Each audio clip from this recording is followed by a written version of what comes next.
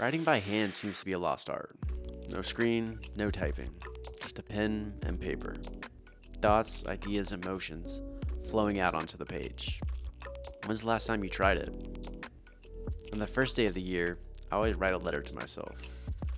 On the last day of the year, I reread that letter, time traveling back 365 days. January 1st, I open a new unlined journal. The blank pages hold so much opportunity. Flipping through the emptiness, I feel I can write any story I want. A new year, a new chapter. But where do I start? The blank pages are so empty. Do I want to go back in time to recap last year? What do I want to capture from the past 12 months? What letter do I want to write to myself? So much happened, so many memories, so much happiness, some sadness too. When you can write anything, what do you write? Just start writing. Don't overthink it, let it flow. The pen glides across the page, letters to words, words to lines, line after line after line. Memories start to appear, stories begin to form, feelings spill out onto the page. And now to the future. What's coming up? The excitement grows, the energy is building. Goals, plans, ideas. But who knows what will happen? Life's uncertain. That's part of the game. No doubt it will be a story. Today is day one, again. Tomorrow, I'll write more, and more the next day. In 1 year, I'll read back on all of the stories, the ups and downs, the wins and losses, the joy and the pain, and then do it again. You take photos, record videos, and post on social media. But do you journal? Do you put away your technology and slow down just enough to capture your story on paper? We all know that life gets crazy. We're in a hurry. We don't have enough time. Days, weeks, months fly by. I found a way to slow down time, to make my time count. Journaling. I don't think a lot of people journal though, but to me, it's one of the best possible things anyone can do. Taking time to slow down, reflect, think, feel, and then put all of it on paper has changed my life. No, I don't do it every day, maybe a few times a week. But this process has been one of the best practices in the last few years. Taking what's in my brain and dumping it out onto paper gives me so much. I get to vent, I get to reflect, I get to plan.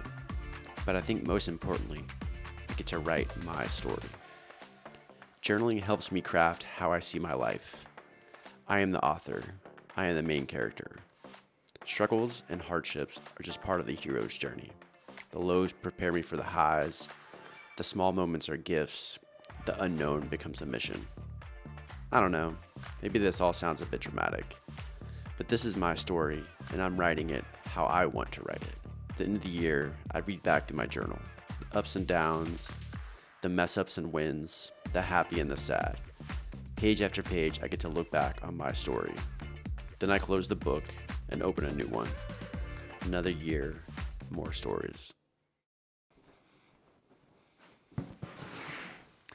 So this is my memory box. This has tons of my most prized possessions. Some of the most important pieces of this are my journals. I have these 3 composition books that are from 2006 to 2008, from 2008 to 11, and then 2011. So this is from 2022. And then I have this year's journals, which half I wrote by hand, half I wrote typed. And then I also have these journals from 2021. This was an intense year. This is the year that I was eventually going to break up with my girlfriend, or she broke up with me. This is tons of journals from there, along with lots of other amazing things in my memory box. Reading back through my journals this year from all my travels and thinking about things, I really realized that there's a couple of reasons that journaling is important. I don't know if you journal or not. If you do journal, comment below. Let me know if you go through things like this, if you have a memory box. I'd be very curious because I've been talking to a lot of people about journaling. Everybody's messaging me recently like, hey, I found my journals from a long time ago, or I just started, it's a new year. So let me know if you're journaling. But going back through and reading my journals from my travels this year, one of the things that I realized was that there's so much that happens in our brain, and we're living and we have so much stimulation and we're going through life and we're riding the roller coaster of hardship and success and maybe heartbreak or love or friends and family. So much stuff happens, and it happens all up here. Maybe we talk about it with our friends, but journaling takes something from our brain and our heart and puts it onto the paper. And I think there's something really powerful that happens in that process of taking something from here and writing it out, whether you're typing it out or writing by hand. Something really powerful happens when we free it from our mind and all of the craziness that happens up here, and we put it on paper. So I think it's really powerful in the moment to do that, because it can help you process, it can help you see things from a third perspective, it can help us kind of understand what's happening more clearly.